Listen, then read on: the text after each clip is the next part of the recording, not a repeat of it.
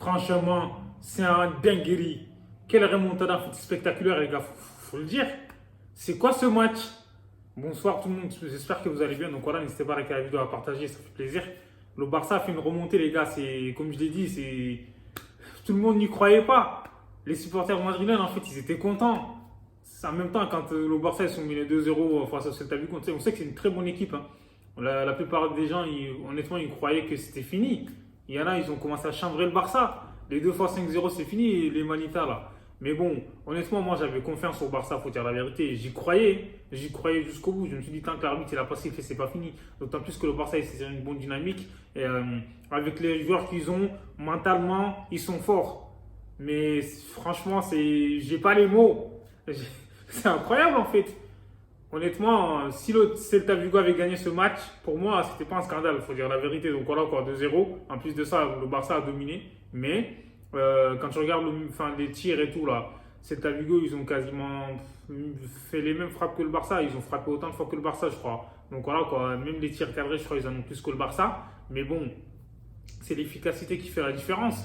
Encore une fois, le Robert Lewandowski, franchement, il a été très bon, moi, je trouve, aujourd'hui. Donc voilà, quoi. Il marque un doublé, c'est mérité. Mais il faut dire la vérité, en première mi-temps, moi, je trouve, hein, Ferran Torres, il était invisible, on ne le voyait pas. Il n'y a pas que lui, hein.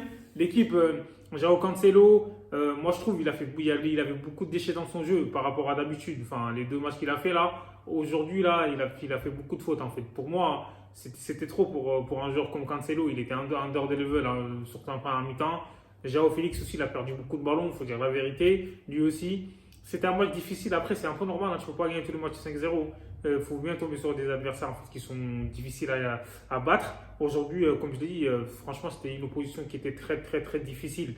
Et comme d'habitude, quand le Barça il joue contre le Celta, les matchs, ils sont toujours difficiles. Mais bon, encore une fois, moi je trouve, hein, comme je l'ai dit, si Roméo il ne fait pas les 2 sauvetages là, ils auraient pu gagner 3-4-0. Ter Stegen aussi, il a fait des parades décisives. Honnêtement, il a laissé le Barça dans le match. C'est ça aussi qui fait la différence des joueurs qui ne lâchent pas. Parce que quand tu es mené 3-0, je pense que même si tu t'appelles le Barça, mentalement ça touche et tout. Mais bon, 2-0 à 10 minutes de la fin, laisse tomber. Honnêtement, après les changements qu'il a fait, même si on sait que Baldé est sur le deuxième but, honnêtement, il a perdu le ballon bêtement.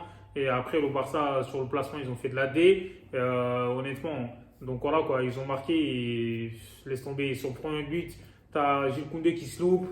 Et je crois que c'est Cancelo qui couvrait, sinon il y avait hors-jeu, mais bon, bref. Et après, il y avait peut-être un penalty pour le Celta Vigo sur Jonathan Bamba. Mais bon, il y a aussi une poussette sur Gundogan qui n'a pas été sifflée, donc ça s'équilibre, moi je trouve. Donc voilà quoi. Aujourd'hui, Frenkie de Jong, le pauvre, il est sorti avant la mi-temps, il est blessé et il a été remplacé par Gavi. Gavi, je trouve, hein, franchement, il est très bon.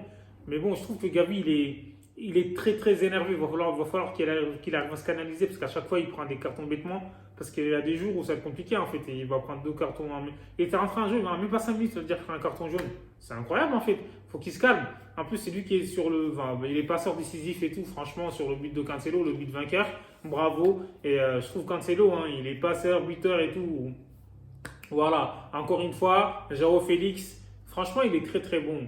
Et il a fait la passe D pour Lewandowski qui a claqué. Il est à la limite du hors-jeu, c'est incroyable en fait. Donc voilà quoi, lui, il est pétri de talent. On sait que collectivement, il est très très bon. Il joue pour l'équipe. Il ne pense pas qu'à sa gueule, même s'il a essayé des fois. Mais bon, Joao Félix, aujourd'hui, moi je trouve il était en dehors de level, dans le sens où il a perdu beaucoup de ballons. Donc voilà quoi, il va falloir qu'il arrive à gommer ça. Mais bon. Mis à part ça, les changements qu'il a fait après, il a mis Araujo, tout ça. Jules Koundé est monté d'un cran. Donc, tu avais Jules Koundé, Araujo. Et après, Baldé qui est rentré. Et moi, il est passé 3 à 3 derrière, hein, je trouve. Hein. Donc, c'est un peu normal. Il fallait attaquer à tout prix. Rafinha qui est rentré. Yamal. Yamal aussi, il était bon. Honnêtement, le Barça, franchement, comme je l'ai dit, c'est spectaculaire en fait. Ces derniers temps, là. On va pas se plaindre, hein, ça fait plaisir de revoir le Barça à ce niveau-là. Là. Comme je l'ai dit, c'était pas simple. Et ils ont eu les ressources nécessaires pour gagner ce match. Et même à 10 minutes de la fin, quasiment, c'est un truc de dingue.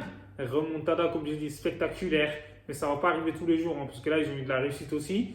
Mais bon, là, il va falloir que le Barça, défensivement, je trouve que le Barça concède beaucoup d'occasions. Il faut que le Barça arrive à gommer ça. On sait que l'année dernière, le point fort du Barça, c'était la défense. Cette année, là, j'ai l'impression que la défense, elle est déséquilibrée, c'est compliqué. Donc voilà, Gundogan, il a été bon. Je trouve, Rafinha aussi, ça va, mais Comme je l'ai dit, Ferran Torres en deuxième mi-temps, c'était mieux, mais après en mi-temps, il était invisible. Xavi, il aurait dû le remplacer déjà à la mi-temps, je trouve, hein. Mais bon, après, voilà, c'est ça. De toute façon, tu ne peux pas être bon à tous les matchs, c'est pas des robots. Et au final, le Barça a réussi à glaner les 3 points, les gars. Inespéré. Mais bon, c'est ça. Nous sommes le Barça. Bah, dites-moi ce que vous en pensez en commentaire. Abonnez-vous, les gars. Forza Barça!